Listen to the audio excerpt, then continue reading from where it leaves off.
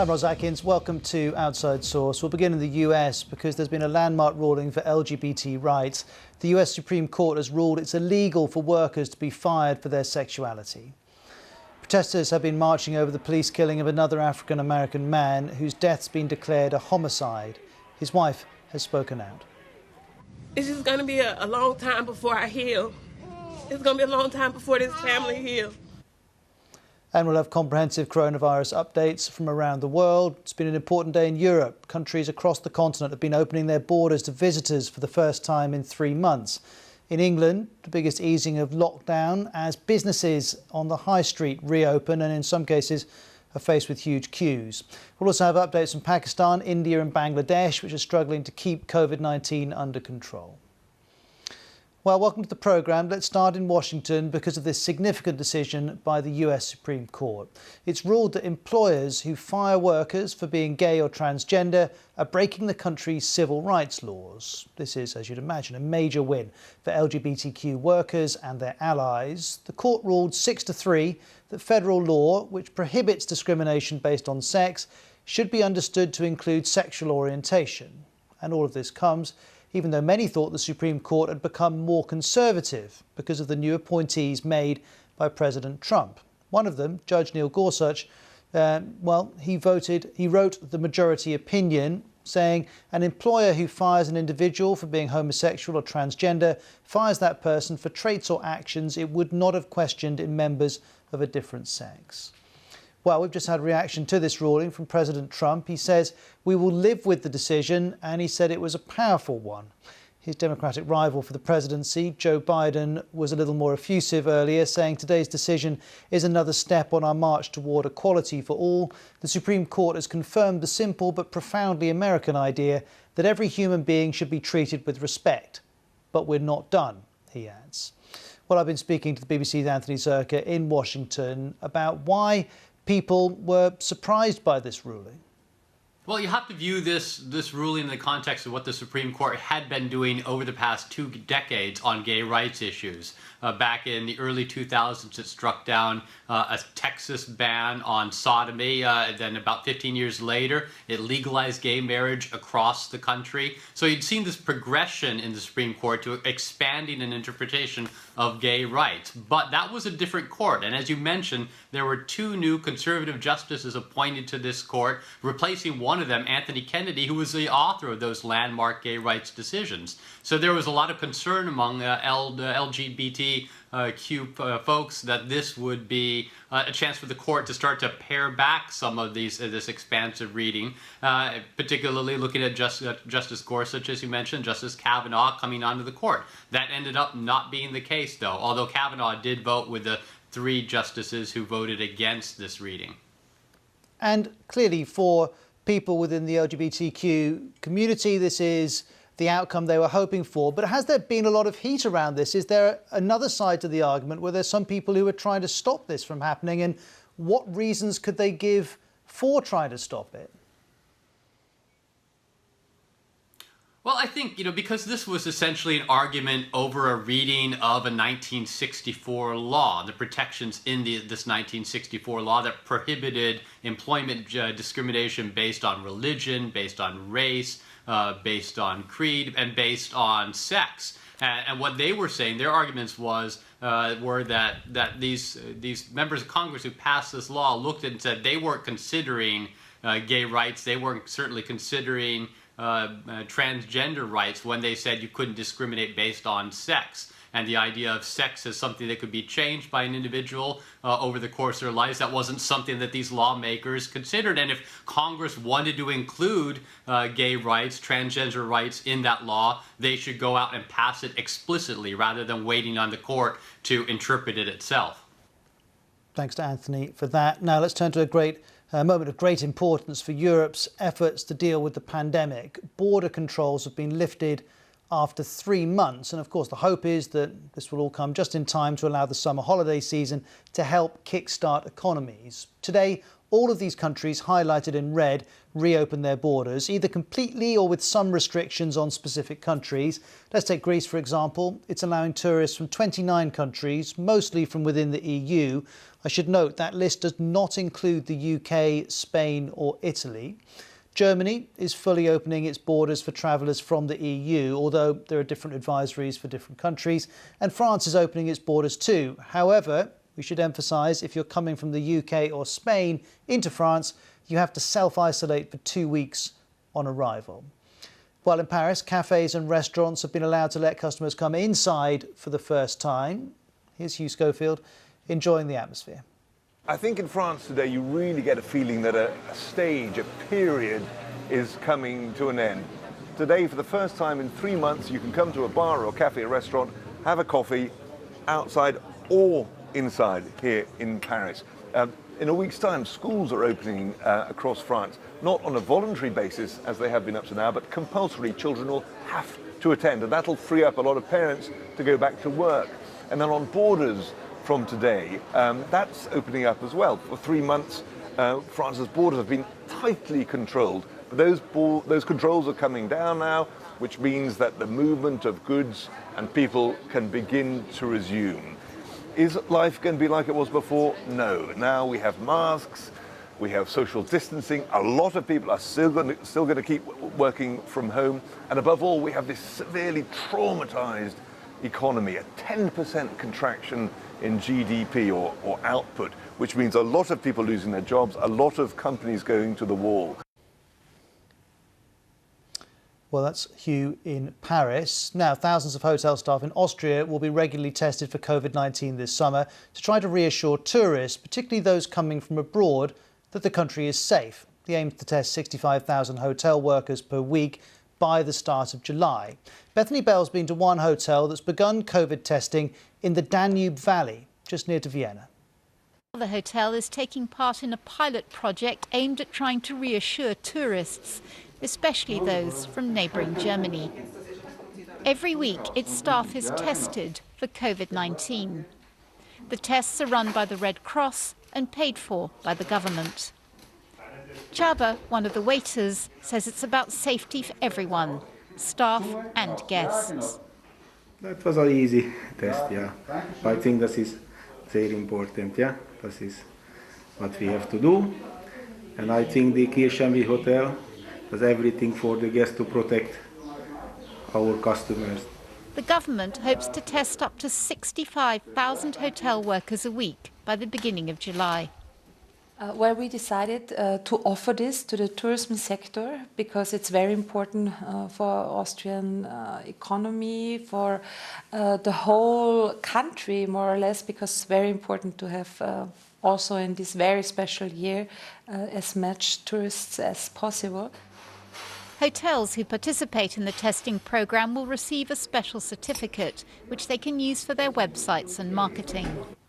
Now, cafes and restaurants in the UK are going to have to wait, most schools too, but shops, including non-essential shops in England, have opened up for the first time since lockdown, albeit with social distancing in place. Scotland and Wales still have non-essential shops closed. And for some of those which opened in England, well, there was considerable demand. We even saw some scuffles outside one shop in central London. Sarah Corker has more. And the restrictions haven't put people off. Thousands waited for Primark to open in Bradford, Birmingham, Liverpool, and this is Bristol. The chain doesn't trade online, and there's pent-up demand. On London's Oxford Street, there was a scrum to get into Nike Town, the crowd ignoring social distancing rules. And in Ashford in Kent, a steady stream of customers, but clothes shopping will be different. Some of the clothes that you do try on, if you try them on, they're then quarantined. Some of the fitting rooms are actually closed, and brands are extending the returns policy.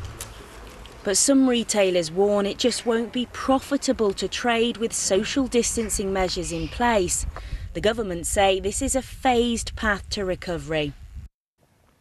Now, let's look at more on how social distancing actually works in shops in England. Here's Ben Thompson at that same outlet centre in Ashford to the southeast of London. Shopping will look and feel very different for quite a while to come. And let me talk you through what you might find. Look, we're at MacArthur Glen in Ashford in Kent in the southeast of England. And this place, they've limited the number of people who can just get in here in the first place. They've halved the car parking spaces. So straight away, even though the car park may look quite busy, there aren't as many people in here, and that's to limit how many can get in. And you might find that you've got a queue before you even get into the shops, and Monica's on the door of this shop, hello, making sure that there are no more than 3 or 4 or 5 people in the shop at any one time. And when you get in here, it might feel a bit different. Advice, of course, about social distancing, reminders on the floor of where you can go. Also, advice to perhaps consider paying with a card or contactless payment rather than using cash. And also in some shops that have been in here, especially clothes shops, they're not letting you try on those clothes. They say instead buy it, take it home, and then if there's a problem, bring it back. They don't want to open things like changing rooms. You'll notice too a Perspex screen right here at the checkout to protect staff and customers and make sure they feel confident about coming back to spend. Because look, it's quite an important moment in England getting these non-essential retailers open. And that's because the British Retail Consortium is suggesting it's costing just short of $2 billion every single week to keep these shops closed. So today, yes, opening in a limited capacity, lots of work that they're doing to keep things clean. When people touch and pick up stuff to try it, they'll keep it clean and make sure that other customers are safe. Now, in a few minutes on Outside Source, we're going to turn to Beijing and a really important story because the authorities there are trying to contain a new coronavirus outbreak that's linked to an enormous market, biggest in Asia. We'll have the latest from our correspondent there.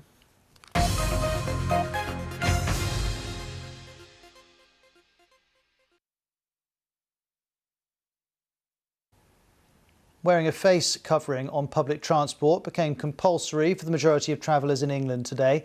Only children under 11 and those with a legitimate health reason are exempt. Here's our transport correspondent Tom Burridge to explain the new rules. The new rules apply only in England. And this service was heading to Swansea. For the first stretch of the journey, it's the law that people on board have to cover their faces. But once they go over the border into Wales, it's just a recommendation. So passengers could take their masks off.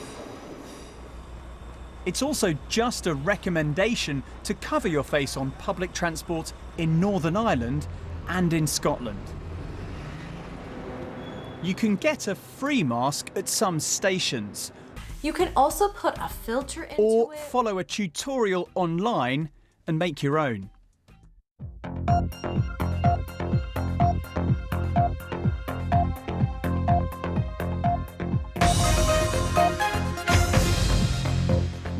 Our lead story on Outside Source at the moment comes from the US and a landmark ruling for LGBT rights after the Supreme Court says it's illegal to fire workers based on their sexuality.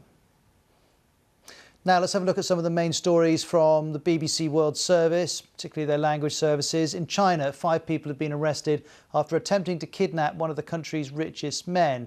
Zhang Qian is his name. Police were notified of the break-in on Sunday at his luxury villa after his son reportedly snuck out of the property and swam across a river to help. Mr. He's the billionaire founder of the Media Group, one of the world's biggest home appliance manufacturers.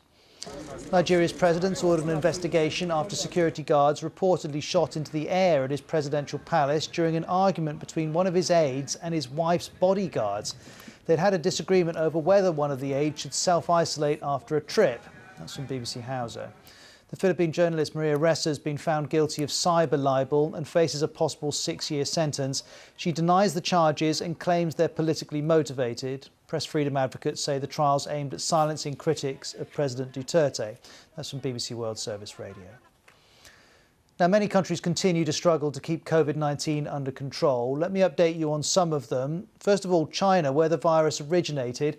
There's a new outbreak of over 50 cases in Beijing, and it's being linked to Asia's biggest wholesale market. Now, this market and 11 nearby neighbourhoods are now under lockdown. This is significant because there have been no new cases of the virus in Beijing for close to 2 months. Now, here's the market in question. It's called Xinfadi, and it's huge. Over 10,000 people work there.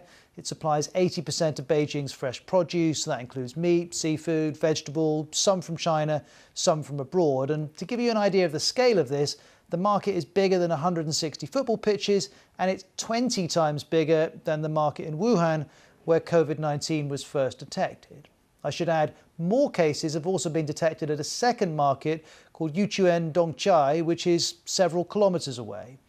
Well, Chinese officials now say they want to test thousands of people who had recently attended these markets, quite an undertaking. They believe the virus may have come from a chopping board used to cut fish. Well, here's an epidemiologist at the University of Hong Kong on that particular theory.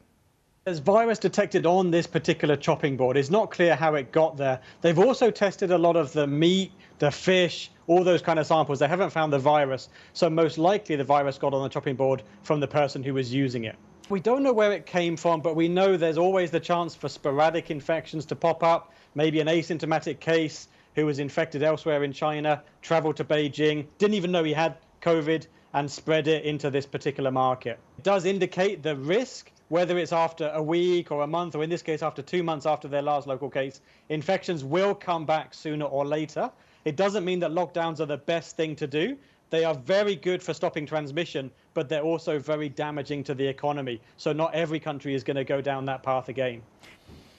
Well, the Chinese authorities are now vowing to avoid what they're calling a second Wuhan. Normally, we'd expect state media to be stressing the work that's being done, the good work in its view. However, some local Beijing media is taking a more downbeat tone, frankly. The Global Times is warning the risk of further epidemic is high. It quotes the Chinese vice premier, all districts and departments must not have any numb thoughts, war fatigue, count on luck, or take a relaxed mentality. And then there's the People's Daily, which quotes a spokesperson for the city authority saying, Beijing has entered an extraordinary period. We should draw lessons from the pain, remain alert against the risk of the epidemic at all times, and resolutely cut off the spread of the virus. Other newspapers are simply urging people to wear masks. Here's more from the BBC's Stephen McDonnell in Beijing. They're quickly mobilising people to be able to test tens of thousands of workers or neighbours near that vast market. All very impressive, the speed with which that has taken place. However, we've also seen the general manager of that market sacked, as well as a local party secretary. Other officials from the market have been called up to the local Communist Party Discipline Inspection Commission. Now, again, if you were to think, what might you do if you wanted to encourage a culture whereby cover-up is your first response? You know, where you might worry about openness and this type of thing. Well, you'd start sacking leaders anywhere where a small outbreak happened. And so for this reason, there's been some criticism of this handling of the matter because many ordinary people in China are even asking on social media, well, why is it their fault automatically? Well, in a moment, we'll also update you on Pakistan and Bangladesh. First, though, India. Chennai is reimposing its lockdown on 15 million people. On Sunday, it recorded more than 1,400 new cases, and its total is now over 30,000. Local media is reporting that infections are surging in slum areas. On a national level, as we've reported on Outside Source before, India's eased its lockdown, but the threat from COVID-19 continues. New infections continue to spike, and there are over 330,000 reported cases. That's the world's fourth highest total, and India's death toll is close to 10,000. We also know that Maharashtra, Gujarat and Delhi are the worst affected states, and as you can see in these pictures, in Delhi, railway carriages are being converted into care centres, and there are broad fears the city's healthcare system may not be able to cope if cases continue to rise. Here's one doctor there. Lots of patients coming to our hospitals who are telling that they are not getting beds from last 3 days, 4 days. They have positive reports, but there's lots of difficulty to get beds. and once they get admission, then also our policies regarding admission, testing, discharge policies, everything are now in a developmental stage, means it's not properly made. So overall, there is a confusion at the point of policy making, and otherwise there is lots of patient load. Many patients are coming, and it's exhausting the existing healthcare system. From India to neighbouring Bangladesh, it's one of the most densely populated countries in the world, and so it's particularly vulnerable to the virus. There are now more than 90,000 cases and 1,200 deaths have been recorded. And 2 weeks ago, lockdown was lifted. Millions of people went back to work. These pictures were taken during the lockdown. These are long queues for people trying to get a test, and all of this is fed into concerns that the healthcare system may not cope, and those concerns are rooted in the fact that there are just over 700 intensive care unit beds and the population is over 160 million. There's also a particular focus on the police. Over 7,000 officers have tested positive. What you're seeing here is quite a few of them doing yoga, something they hope will boost their immunity, though that's not proven. Here's one of them. As the coronavirus spread, we tried to save our people. Our forces are now mentally healthier. Many were infected and the death toll is increasing, but now I think we can fight it. Next, Pakistan. It's lifted its lockdown in early May when it had a relatively low 25,000 cases. Over a month later, it has another 120,000 cases. In fact, health experts are saying this virus may not peak until July or August in Pakistan, all of which is, of course, creating pressure. Here's the New York Times reporting people are being turned away from hospitals. Some hospitals even have signs saying they're full. And the anecdotal evidence is borne out by Pakistan now being in the WHO's list of 10 countries where COVID-19 is on the rise. In fact, the WHO is asking for the lockdown to be reimposed there, arguing it meets none of the criteria for lifting it. But the government's argument is that the lockdown was untenable for those living in poverty. Prime Minister Imran Khan favours local lockdowns around hotspots. He says that's necessary to ensure that the burden doesn't fall on poor people. Well, let's switch from Asia to South America and to more countries under pressure. A cathedral in Lima in Peru has been filled with the photos of over 5,000 people who've been killed by COVID-19. Local media is reporting that many weren't able to access adequate medical care, and that's symptomatic of the challenge in Peru. It has the second highest number of deaths, second highest number of infections in South America, in both cases after Brazil. Here's BBC Monitoring's Luis Fajardo on whether Peru's hospitals have the capacity to cope as the number of cases increases. Clearly not, and that was the center of the criticism by a very influential voice in Peru, of course, the Catholic Church, and that powerful image of the cathedral in Lima filled with all the pictures of the people who died. Clearly, Peru is facing serious difficulties in meeting the challenge presented by the COVID-19 pandemic. And even though Peru was one of the countries that originally had been praised because of its actions, particularly in economic terms, they had started a very ambitious economic aid package to try to keep people in their houses, particularly from the informal sector, who in Peru, as in many other countries of Latin America, constitute a great majority of the working population. This clearly is not working enough. They are still facing great difficulties in this aspect. And Luis, arguably the biggest COVID-19 crisis in South America is in Brazil. There's been a lot of controversy around President Bolsonaro and his policies and his comments. Where have we got to there? Brazil, the situation seems to get worse and worse. It is now the second country, of course, in number of deaths and number of cases after the U.S., having surpassed many other countries. There was, you may remember a few days ago, a big controversy when the Brazilian government decided to change the way it was reporting the number of deaths and the number of cases, stopping more aggregate figures and having day-by-day figures. There has been a big legal dispute about it, and many other NGOs and other organizations are stepping in to make sure that the public realizes the degree of the crisis that Brazil is facing. Of course, it is also a country that is in a process of opening its economy. And many people are warning that with many of the largest cities in the world, like Sao Paulo, preparing to completely open their economy or open to a greater extent, the situation unfortunately, can only get worse. And Luis, I only have 30 seconds or so, but can you give me a quick update on Venezuela, please? Venezuela is the big question mark in the continent. They report very, very low cases, but many people don't trust these figures as they think that the Venezuelan health system, as the economy in general, is facing great challenges, and it's hard to believe that the cases are so few. Now, I want to go back to our top story, that America's top court, the Supreme Court, has ruled that it's illegal for workers to be fired for their sexuality. We told you President Trump had reacted to the news. Let's hear some of what he said. Oh, they've ruled. I've read the decision, and some people were surprised, but they've ruled, and we live with their decision. That's what it's all about. We live with the decision of the Supreme Court. Very powerful, a very powerful decision, actually. But they have so ruled. Indeed they have, and his Democratic rival for the presidency, Joe Biden's also responded, saying, "Today's decision is another step in our march toward equality for all. The Supreme Court has confirmed the simple but profoundly American idea that every human being should be treated with respect." He finishes by saying, "But we're not done." Well, there's much more background on that ruling by the US Supreme Court via the BBC News website, bbc.com/news. In a couple of minutes' time on Outside Source, we're going to be looking at ongoing protests in Georgia in the US. Crowds have been gathering at the state capitol building in Atlanta, and they're protesting over the death of an African-American man who was shot by a white policeman last week. We'll have all the latest on that, plus further coverage of all the main stories around the world, of course, in a couple of minutes' time. See you then.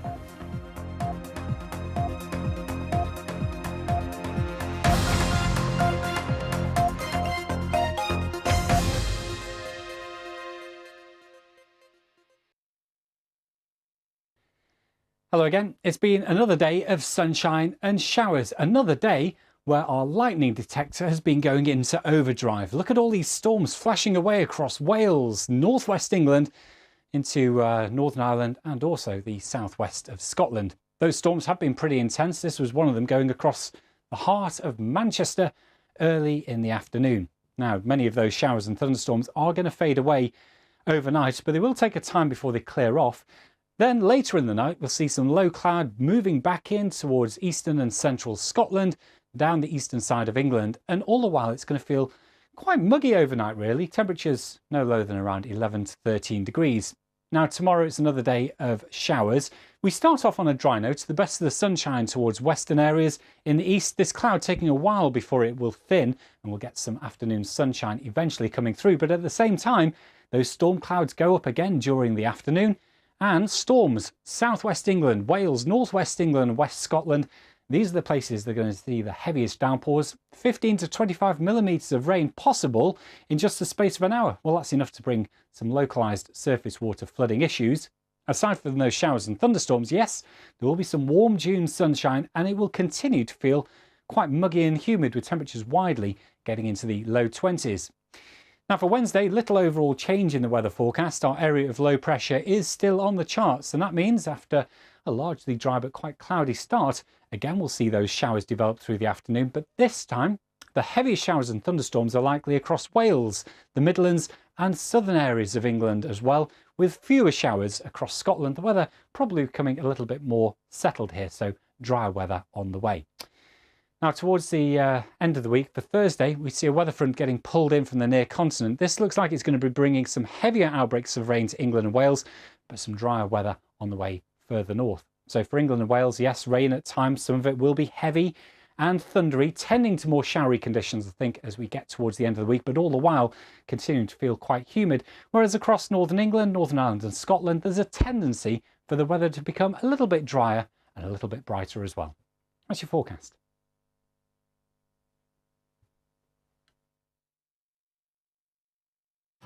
Actually going to start now. Quite an emotionally challenging day today. Tough times. Behind every song, there's a story. Well, if you want to sing out, sing out. Oh, that's hard. Join me, Gareth Malone, for a very different challenge. The choir, Singing for Britain, starts Tuesday the 23rd of June on BBC Two and iPlayer. The death of George Floyd devastated a community and sparked global demonstrations. We hear from protesters, police, and the people of Minneapolis and ask, could this be a turning point in race relations? Panorama, George Floyd, a killing that shook the world, streaming now on BBC iPlayer.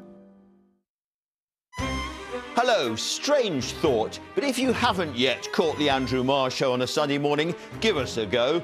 Every week throughout this strange period, we're bringing you the top politicians, the most relevant, plugged-in scientists and other key public figures. We offer polite but persistent questions about what matters most and a bit of perspective when we all need that stuff. Join me on Sunday morning at 9 on BBC One. Download the BBC News app now and get the latest headlines as they happen. Personalise your app to learn more about the stories you care about and watch BBC News live wherever you are. Stay up to date, whatever you're up to. Download the BBC News app.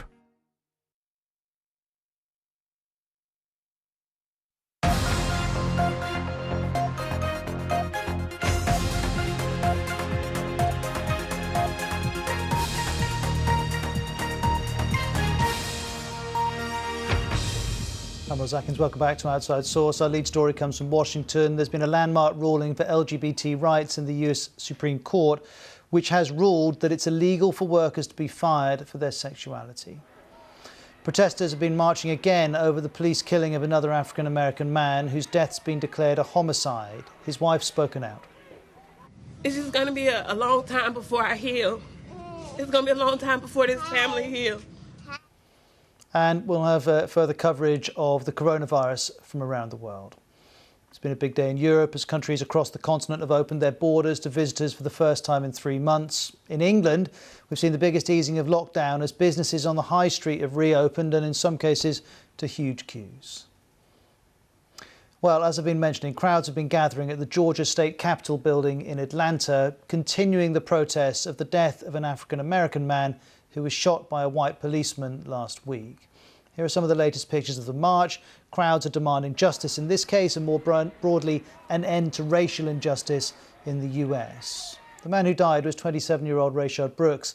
This is the police body cam footage of the night of his death. The Georgia Bureau of Investigations say officers were called to a fast food restaurant because Mr. Brooks had fallen asleep in his car and the car was blocking the drive-through. You can see in this footage from CCTV that the officers then tried to handcuff him. He was killed while fleeing from the officers. Well, a medical examiner has declared this a homicide, and Rayshard Brooks' wife has been speaking to the press.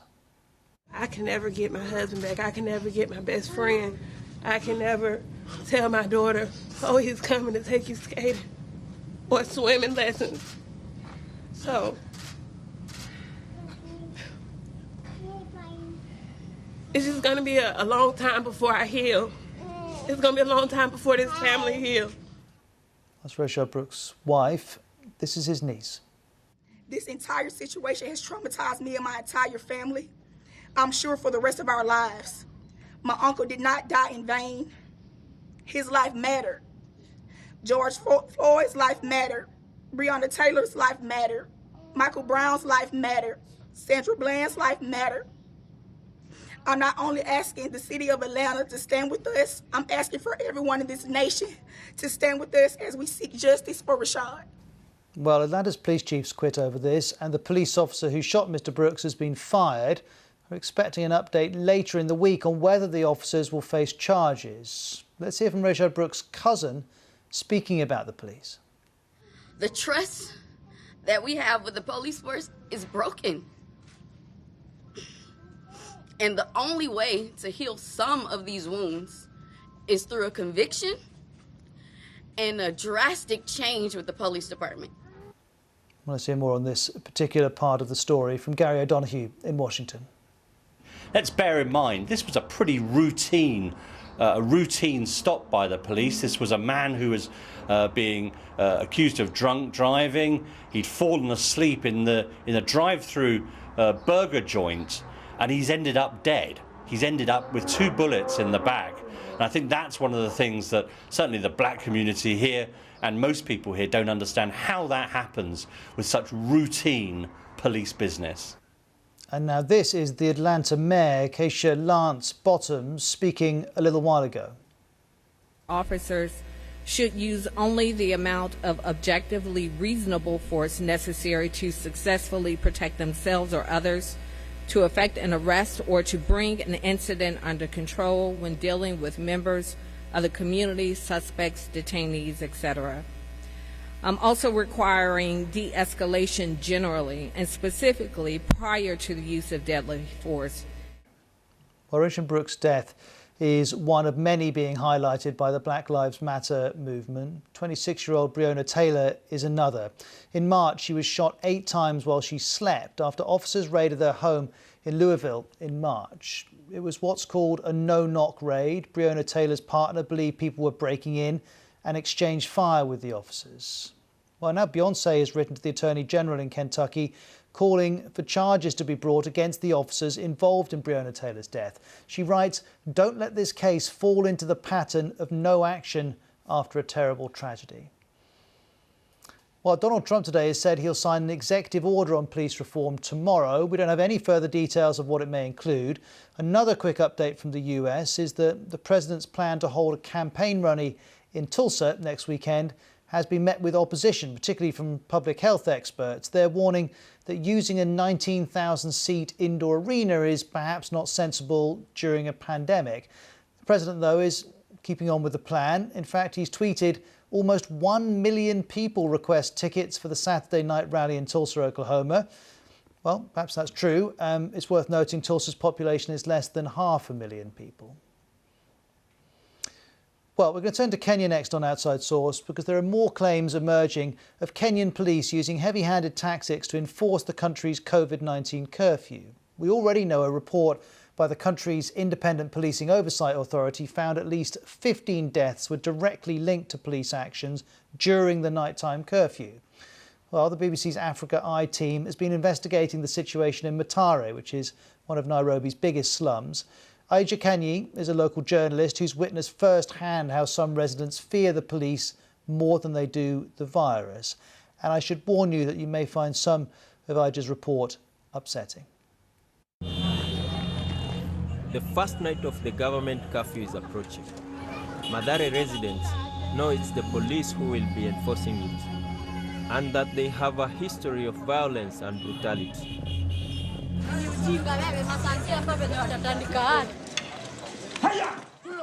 That night, I see for myself how police are enforcing the curfew. It isn't long before my community's worst fears come true. A family right here in Nairobi is in mourning.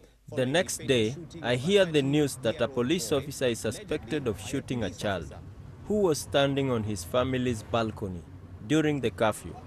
In the apartment where Yasin Moyo was killed, I met his mother. Kijana wangu kuna 13 years. Hata si mkubwa hata angekuwa huko chini amchutie huko anasema labda alikuwa ameenda kuzurura. Hapa juu. The authorities say an officer will be prosecuted for Yasin's murder. Inshallah. But even as his mother was grieving, I was hearing about more cases of police brutality. Michael Maina rides a boda boda or a motorbike taxi for a living. He tells me he lost his eye when a policeman hit him with a baton as he was making his way home shortly before the start of the curfew.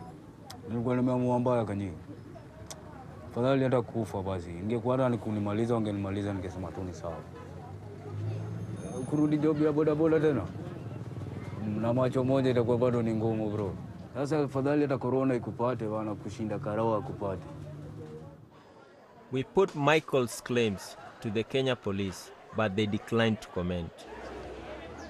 On the 4th of May, a dead body has been found on the streets of Mathare. An eyewitness tells me the man was beaten by police during the previous night's curfew. Kwani ama yeye ni corona ameuliwa na ni kupigwa alipigwa na karao ama mwende angalie shingo kama dhana kudanganya kuna bali hapa amepigwa nikiona hivi. Fearing a cover up, the crowd decided to take the body to the main police station. But as the demonstrators approach, the police respond with tear gas. As you can see today, people had to maintain the body of the person who was killed to get the publicity and also to get justice for the guy who was killed. The police quickly dismissed any claims of a cover-up. Those are just rumors, which we cannot rely on. The investigation is being conducted by the DCI. an independent body, so it is going to be very, very fair. We are very, very open, very friendly. Over 10,000 cases of police brutality have been reported by Kenya's Independent Policing Oversight Authority since 2013. Only 6 have led to a conviction. Elijah Kanyi, BBC News, Mathare. Now, as we approach the end of this edition of Outside Source, we're going to turn to Brexit in a moment. It's right back in the news, both here in the UK and across the European Union. There's going to be a virtual summit to try and reach a post-Brexit deal, and this all needs to be done and dusted by December.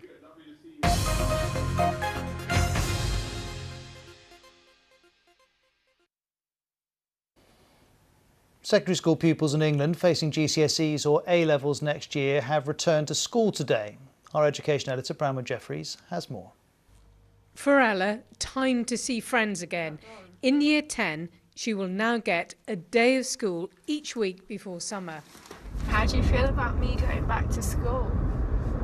I've got mixed feelings, really, to be honest. By the time they reach the school gates, they're thinking about how much has been missed. I'm feeling nervous because obviously we've been off for 3 months, I think. But I'm also feeling happy because I get to see my friends and finally return to some sort of normality with learning. Next year's GCSE exams already on the horizon. I'm not sure that that much time that they've lost can be gained that easily. In theory, it's a great idea, but in reality, I'm not sure how that would actually work. The new routines at school, the gateway back to lessons. Each small group on a designated route to their classroom for the day. Welcome back, everyone. This school is offering more than some others. All the teenagers had a device for home learning before lockdown, just as well as their GCSE year will start with a lot of home learning. For parents, there's no way of knowing what the minimum is you can expect, even for teenagers who are beginning to return. At some other schools, 15-year-olds are only being offered a couple of hours between now and September. And from the government, there's not yet an overall plan of how secondary schools can begin to get back to normal with all the year groups attending. Head teachers are having to second-guess the next steps, but want advice about September. It can't come soon enough. We need to know so that we can plan and do the best job we can.